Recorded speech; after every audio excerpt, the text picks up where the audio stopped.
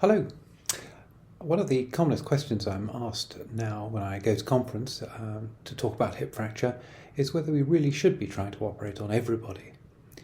And that takes me back a third of a century to the 1990s when I first arrived in Cardiff, in the Cardiff Royal Infirmary, which was a hospital built to deal with casualties of the First World War, and which at that time had still a very traditional model of care.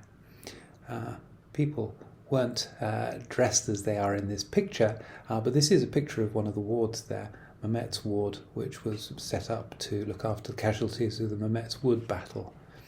The surgeon was undoubtedly in charge of the care of the patients. His motivation for looking after frail, complex patients who he didn't really understand was much less than his main fixation, which is on the acute management of young men with life-changing injuries, limb-threatening, career-threatening injuries. And that remains the dominant feature of orthopaedic surgeons' practice still. Ankle fractures are much more of an issue for them than hip fractures are. The anaesthetist was prepared to step a little back from the argument, but the anaesthetist had come to the ward to see people and to consider surgery for them from an elective orthopaedic ward where everybody was very much fitter, very much better worked up and ready for surgery. And the anaesthetists in the 1990s were very alarmed at the idea of trying to take some of these very frail older patients to theatre. As a result, in the UK, we saw 10% or more of patients being refused surgery for a broken hip. And much of the progress of orthogeriatrics over the last 30 years has been in changing attitudes among surgeons, anaesthetists, the whole of the team are working around a patient to recognise that surgery offers people the best chance of getting home. Without surgery back then, you essentially were nursed and probably died during your time in hospital. And the very high mortality rates in the UK back then were a reflection of very high non-operative rates. We've now moved on to a position where every patient is looked after by 3 people, not just by 2. And my job as an orthogeriatrician is to question whether I can do anything to make the patient fitter before she goes to theatre. The anaesthetists are on the back of brilliant projects and research work and guidelines written by anaesthetic colleagues are much more realistic about the need for surgery, and as long as a patient can lie flat enough to have an anaesthetic, most anaesthetists in the UK will recognise that the risks of anaesthesia are vastly outweighed by the risks of non-operative management. So generally we have little or no difficulty in getting anaesthetists to take people to theatre. And the surgeons' attitudes have also been much more positive, and they recognise the need to get on and do this for patients. And some of the progress on that is as a reflection of having a national register, the National Hip Fracture Database, which has been able to run national audits of anaesthesia, of surgical care, and so on, and change attitudes and understanding of what's going on, and look for unwarranted variation around the country, so that we can see that in these 170 plus hospitals around the UK, there is a fairly consistent picture of nearly everybody having surgery. There are some hospitals on the left-hand end which are specialist medical units specialising in the most complicated of patients needing dialysis and cardiological problems who have slightly higher non-operative rates, but nearly every other hospital is down to only a few percent of people not having theatre.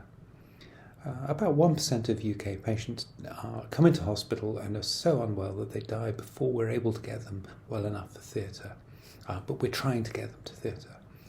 There's another perhaps 1% of people with impacted fractures or partially healing fractures where surgery is not really necessary, and a third percentage of patients in whom it's felt that the surgery is not appropriate because of the illness, the frailty, the complexity of the patient themselves. And it's that group of patients who we're really thinking about in this talk. So each hospital will see just a few patients each year who end up having non-operative hip fracture care. And one of the challenges we need to think about is what should be offered in that practice. And there's some brilliant work that's happened in Holland over recent years, looking at exactly what the alternative might be. If you're going to consent somebody for not having surgery, you need to know exactly what that would mean and what the implications would be of non-operative management. What could you offer them to manage their problems? We operate on people because they're in pain, because they're immobile, and the management of pain is crucial. And in the frail hip study, there's been work done looking at how you would manage people, particularly the very frail institutionalised patients, to try and provide them with good quality care without actually necessarily having an operation. And they've done this for patients who are both in hospital, as would be the case for nearly everybody in the UK, and also for people in the very supportive nursing home structure of Dutch nursing homes. Do those patients really need to be admitted to hospital if somebody's very frail, perhaps dying, or perhaps so complex with well-defined pre-fracture wishes for their care? Do they need to even be admitted to hospital in the first place? And they've done work looking at those groups of patients, of people at home or in hospital, to look at the alternative approaches to management, and have shown that the quality of symptom management and the quality of dying for those individuals can be very high, even without surgery. The frail hip study has looked in great detail at who that might be appropriate for, but while the study identified frail individuals, people who are very malnourished, cachectic, have comorbidities, which they equate with an ASA grade of 4 or 5, or severe mobility issues. Those are groups of patients who they feel might have a poor chance of survival and might be appropriate for this sort of care. And they've shown that it's viable to do that. And there are a range of things that they've done, and well worth looking at the work from Holland.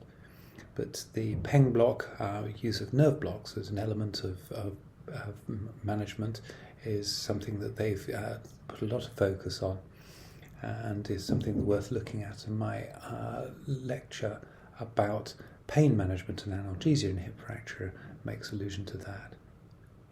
So what could we take from their experience and my previous experience to think about what we should do if Grace presents to us with a broken hip?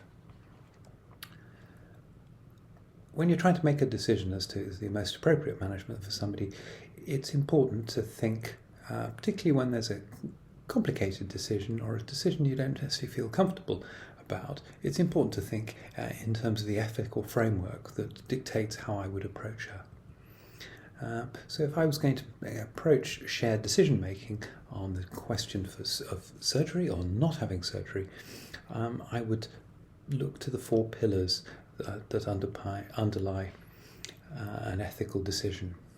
My first duty is to do anything that will benefit my patient. That's what beneficence is. And I know that she's in pain, and I know that hip fracture surgery will improve that pain. It'll particularly deal with the instant pain of bone grating against bone. So I know that's helpful. I also know that it will allow her to get up and get moving. Without surgery, it's difficult to imagine how she's going to get back onto her feet. And for people who have been previously mobile, even if that's just transferring out of bed, that's a fundamental challenge for us. So I have a duty to try and operate on her. And I can't really not do that unless the other ethical principles make a strong case in the opposite direction. I have a duty to first do no harm. Non-maleficence is obviously there. And the question is surgery doing her harm? Could surgery be doing her harm? And that's one of the great challenges that we have when we take these very frail, complex patients and take them to the intense and traumatic sounding experience of surgery and anaesthesia is, might we be doing them harm? And predicting outcome is what we're talking about there. Could taking her to theatre lead to her death? And One of the pieces of work we've done, which I've talked about in other lectures, is this paper in Anaesthesia, where we looked at what actually happens in terms of death following surgery. Because patients are often alarmed to think that they've got a high risk of dying in theatre. But what do we actually mean by that? Now, how high, and what numbers could we tell them about? And in this paper, what we looked at was the patient's risk of dying on each day of their time in hospital.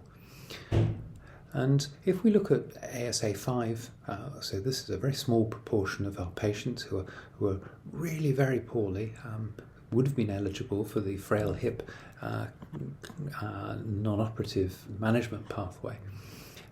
They clearly have a much higher risk of dying than people in ASA groups 1 and 2. So you can see that their relative risk of dying is perhaps 50 times higher. So that nobody would question that these are higher risk patients. But how high is that risk? Patients don't want to know that they're at much more risk than the patient in the next door bed. They want to know whether they are at, well, how big is my risk? What is her risk if she goes to theatre today? And you really want, therefore, to look at things in terms of a survival curve.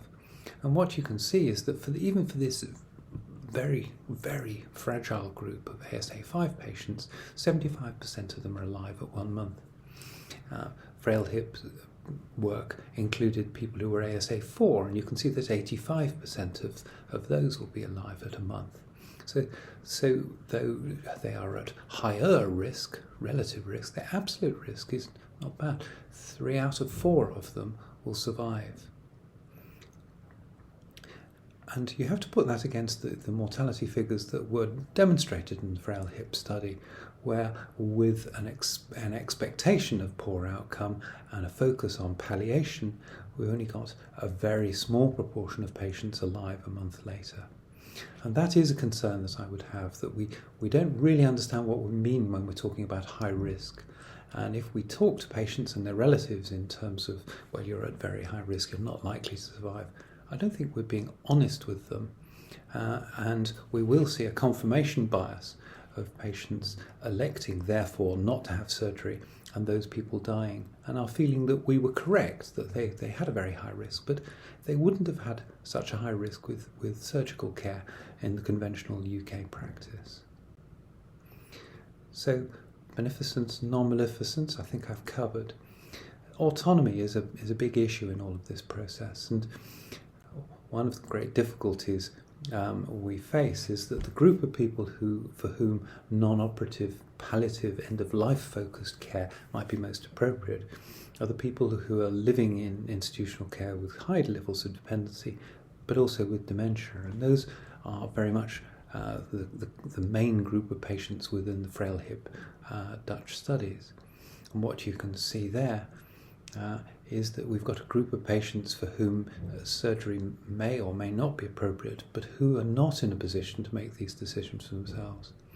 That's different in the Netherlands, where with 30 years of experience of euthanasia, approaches, attitudes and discussion of issues of end-of-life care are very different from the position that we are in the UK. So the ability of a patient to make these decisions may be quite a constraint on the decision-making process. Our making a decision with the family that this person should be offered non-operative end-of-life care is actually very much more ethically complex and challenging to approach. But it's worth thinking about.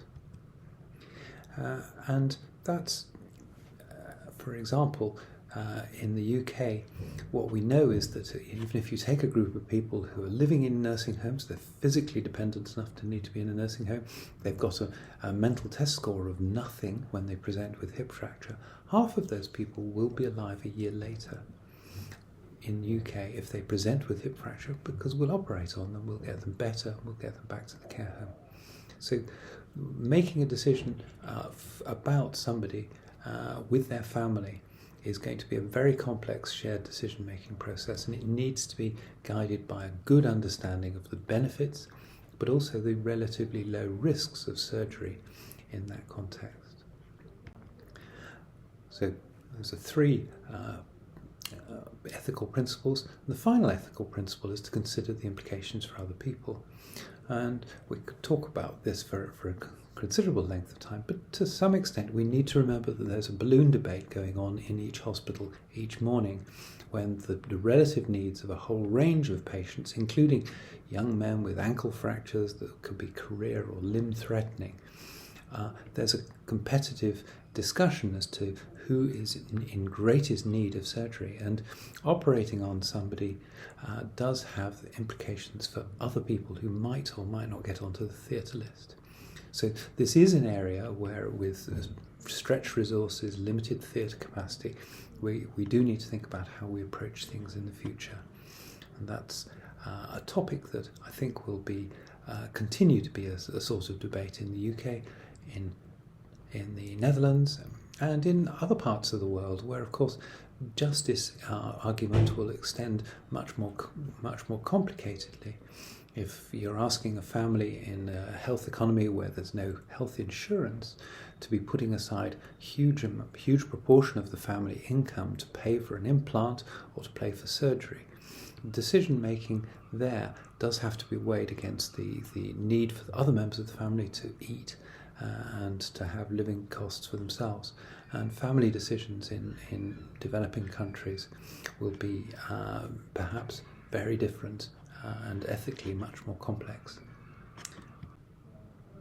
So to conclude, there are a number of patients in whom I, as the orthogeriatrician, having heard what the anaesthetists and the surgeons have to say about a patient, will conclude that a conversation with the patient and their family about a non-operative approach is something that we should undertake.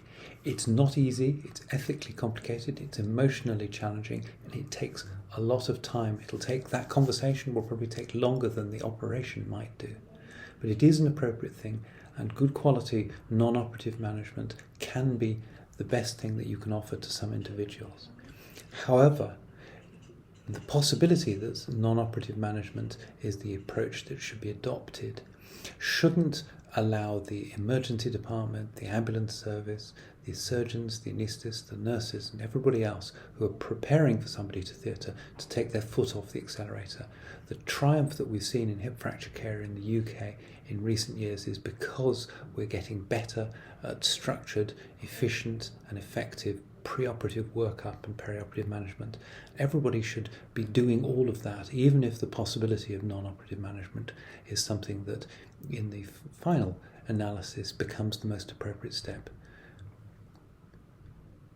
Thank you.